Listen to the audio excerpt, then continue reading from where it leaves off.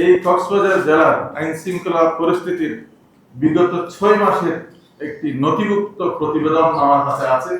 সেখানে দেখা যাচ্ছে এই বিগত 6 মাসে কক্সবাজার জেলায় 68 জন খুন হয়েছে, নারী এবং শিশু নির্যাতন হয়েছে 110, ধর্ষণ হয়েছে 107, অপহরণ হয়েছে 42 জন, অস্ত্র উদ্ধার হয়েছে 93টি।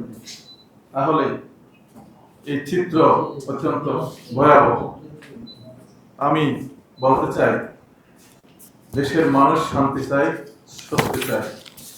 মাননীয় স্বরাষ্ট্রমন্ত্রী কক্সবাজারের সন্তান। কক্সবাজারের 4টি সংসদীয় আসনে সরকার দলের এমপি এবং একজন মহিলা এমপিও তাদের। এরপরও যদি কক্সবাজারের আইন শৃঙ্খলার উন্নতি না হয়, তাহলে জনগণ এটাকে কোনোভাবেই ভালোভাবে নেবে না। জনগণ বলবে ডাল মে কুছ কালা।